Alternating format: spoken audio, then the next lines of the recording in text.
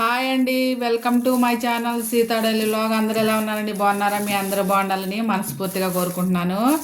ఇవి ఆరెంజ్ తీసుకొచ్చాండి మా ఆయన, బుట్టలో వేస్తున్నా. ఒకటే ఓపెన్ చేస్తున్నా ఎలా ఉందో.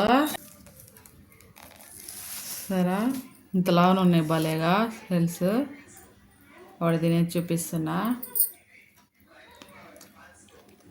బాగున్నాయండి భలేగా. ఈరోజు పప్పు చేశానండి. పప్పు తిరగమాతేసి అన్నం గంజం పేస్తాను. కిచెన్లోకి వెళ్దాం పదండి. పప్పు తిరగమాతకే ఒక గిన్నె పెట్టాను. 2 స్పూన్ల నూనె వేస్తున్నా.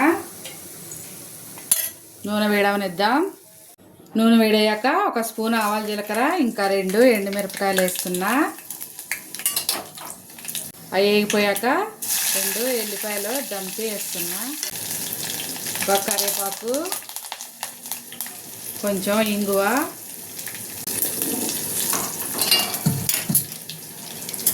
అయిపోయింది కదా.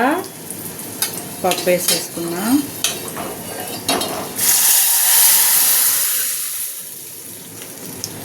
పప్పులో టమాటా వేసానండి.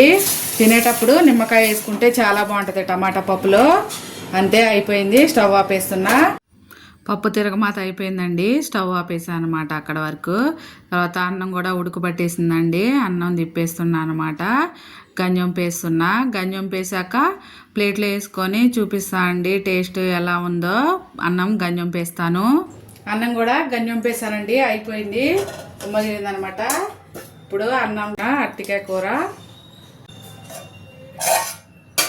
అలాగే పప్పు అన్నీ వేడివేడియే, జస్ట్ ఇప్పుడే చేసినాయి అన్నీ. సరే, చాలా బాగుందండి.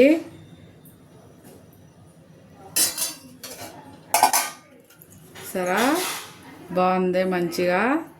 ఫస్ట్ కూర కలుపుకొని చూద్దాం. ఇలా ఒక ముక్క పెట్టుకొని చాలా బాగుందండి.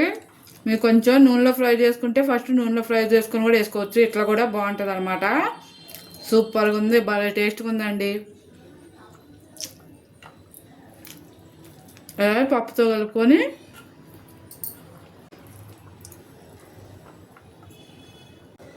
పప్పు ముద్ద తిన్నాక ఇలా తినేస్తే బాగుంటుంది.